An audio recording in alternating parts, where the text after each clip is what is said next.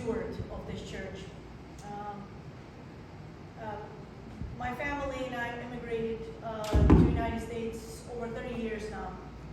And many of you sitting are immigrants like me, and some of you who are not, who were born here, their parents or grandparents immigrated here. So experience of any immigrant is similar to ours. Some of us immigrated because of the wish to have a better life, and some of us had no choice and escaped from harsh realities.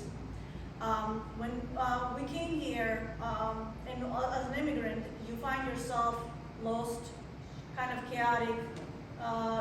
Anything familiar to you is gone. That chaos became dissipated when I started coming to this church. Dana once told me, because we were talking about the Armenian current situation in Armenia, and many of you who follow it know, we're happy that we've seen an independent Armenia, but there is a threat of losing our country that can be called Armenia. And Dana told me that Armenia is where Armenians are. So today, I'm in Armenia. I'm in Armenian church. That's one reason I'm here. Another thing is, when I talked about the life became more meaningful to me, I found my new friends who became my barekams. Barekam in Armenian, if you do the literal translation, it's a relative. Relative we associate with somebody who is related to you by blood, but barekam is somebody who wills you, who wishes you well, who cares for you. Every single one of you. I consider myself a barekam as well.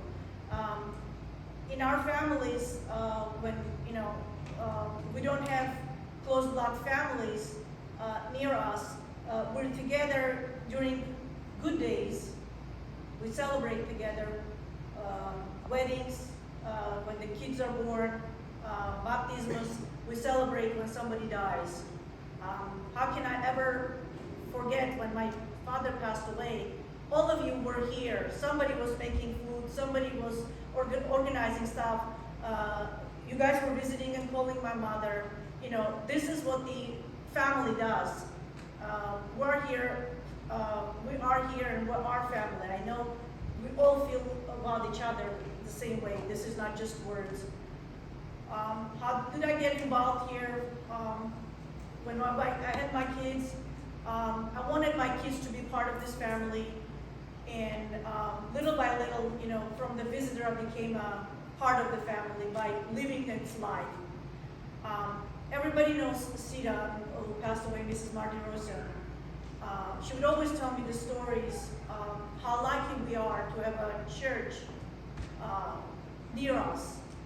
And I didn't understand what she meant by that. Okay, yes, first place we visit, we always want to know, is there an Armenian church around? It's a natural gravitation.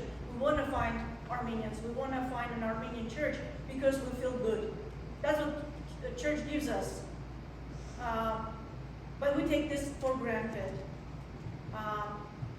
What if there was no Armenian church near us? There's a lot of places where there's no Armenian church. Wouldn't we be lost and not have all this that we have?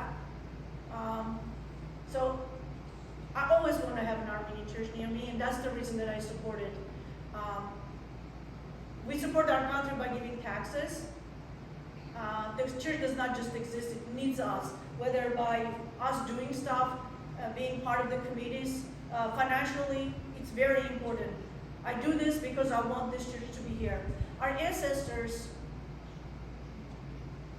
did what they did for us to exist. We're survivors, and in order for this to survive for our kids, we need to support this church. Please support this church. We're Armenians, and if you think all the sacrifices our grandfathers, grandparents did, they did it for us to think that they want this to survive. This is our turn right now. That's all.